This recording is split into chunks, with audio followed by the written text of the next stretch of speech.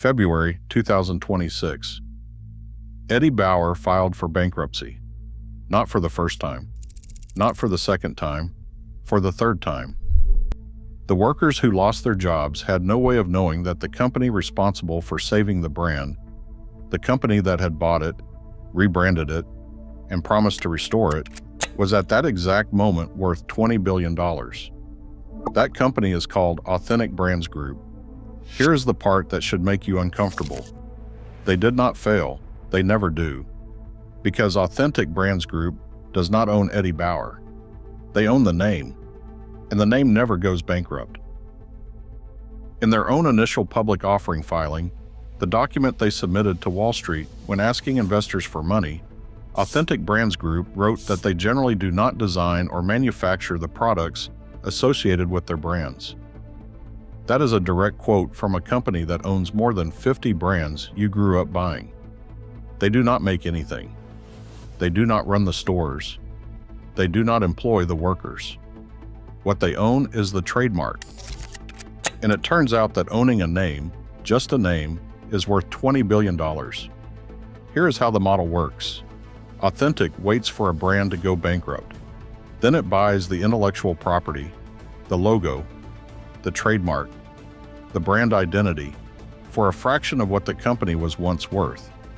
Then it licenses that name to third-party operators who handle everything: the manufacturing, the stores, the employees, the inventory. Authentic collects royalties on every dollar of revenue those operators generate. If the operator fails, Authentic keeps the name and licenses it to someone else. The brand goes bankrupt. Authentic does not. Here is where this stops being a business story and becomes something closer to an extraction machine. Forever 21 filed for bankruptcy in 2019.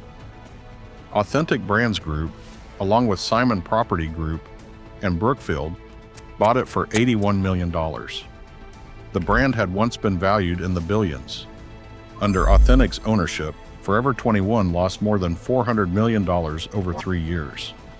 In March 2025, the operating company filed for bankruptcy again. All U.S. stores began closing. The workers lost their jobs. Authentic still owns the name. Authentic's own CEO Jamie Salter publicly called buying Forever 21 the biggest mistake he ever made. But that mistake cost the workers everything. It cost Authentic almost nothing. Authentic never owned the stores. It never employed the workers. It only ever owned the name. There is one detail in Authentic's corporate structure that almost no one outside the industry talks about. The operating companies, the ones that actually run the stores and employ the people, are separate legal entities from Authentic Brands Group. When those entities go bankrupt, the debt, the layoffs, the store closings, all of that belongs to the operator. Authentic walks away with the trademark intact and ready to license again. Eddie Bauer went bankrupt in 2003, then again in 2009. Authentic acquired it in 2021. In February 2026, the operating company filed for bankruptcy for the third time. 180 stores across the United States and Canada. Over $1 billion in debt. Workers lost their jobs. Authentic still owns the name. The brand that outfitted the first American to climb Mount Everest in 1963, a 106-year-old company that started as a fishing shop in Seattle, was reduced to a trademark on a licensing agreement. But the workers at Eddie Bauer and Forever 21 are not the only casualties.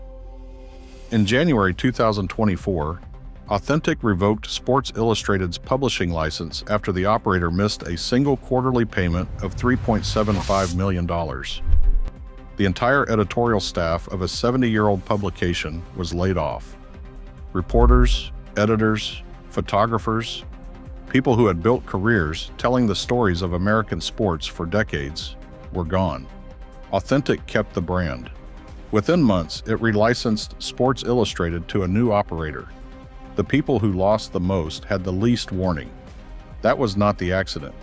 That was the model.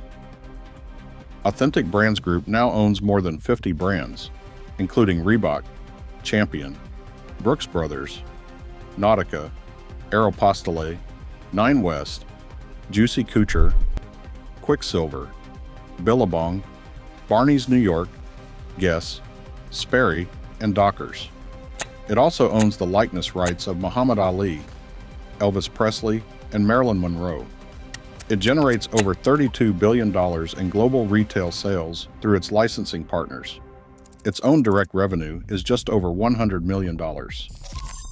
That gap between $32 billion in retail sales and $100 million in company revenue is the gap between the people who do the work and the people who own the name.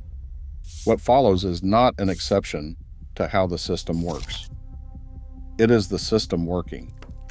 It is a $20 billion company that makes nothing, employs almost no one in retail, and profits every time a brand it owns goes bankrupt. The workers lose their jobs. The consumers lose the brands they grew up with. Authentic Brands Group keeps the name, because in the modern economy, the name is the only part that matters. If this story changed how you look at the brands you buy, subscribe to Wealth and Ruin for more stories about the money, the power, and the systems they hope you never look up.